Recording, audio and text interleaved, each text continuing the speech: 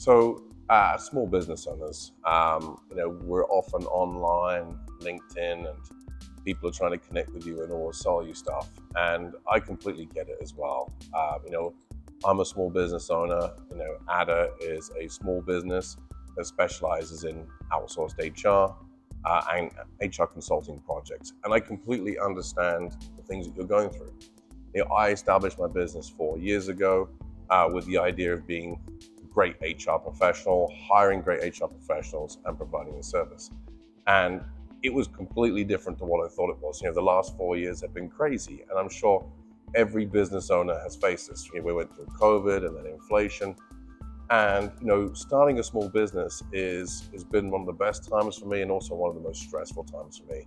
And I know what bogs me down is trying to tackle all the things that I didn't know, ranging from a plethora of different admin things to finance to calculating sheets, and all these different things took me away from what I was actually really good at, which was talking to the clients and understanding their stuff within their HR practices.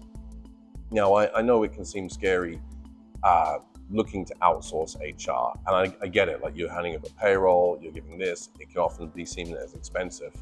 But the same reason I outsourced my finance and other areas of the business, like marketing, for example, was because I just didn't have the expertise in it, and I was doing the best I could. But what I found, it was taking me twice as long to do all the different things that I didn't have the expertise in. And then when I worked out my hourly rate, I was like, I think I was earning like $4 an hour, something ridiculous. And the whole reason I started this business was to have financial freedom and to try and have more time, to be with the people that I cared for and do more activities for myself. And I found myself buried in the red tape and the admin and trying to do something. And every 5 seconds, something was going wrong, and then it was going good. And that's when I decided, this is not my expertise. I should find some partners to help me do the other side of my business. So we did outsource a number of things to different companies to help us grow, but also to help me focus on what I needed to do. I guess that's what I'm saying is, as a small business owner, don't just think about HR, even though that's a great thing I want to talk about with us, but also look at your marketing, look at your finance, look at your sales. And sometimes you think it's going to be really expensive, but more often than not, it actually works out cheaper to go with these people that know what they're doing. They can do it quicker and more efficient, and they have access to software that we would never be able to afford or pay for because it's not something that we do day in, day out. So I'll give an example with us is that when you do join us, we do have this software that we pay for a lot of money, comp studies, recruiting, benefits, and obviously just platforms and templates that we've created that have taken us a long time.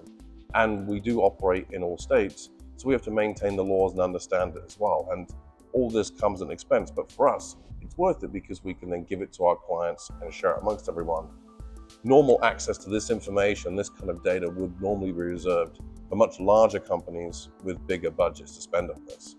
So I guess in summary, if you are thinking about outsourcing any of your function or talking to companies, I would say definitely have a conversation with them. Definitely think about the time that you have and how much free time you have and your expertise level in different areas.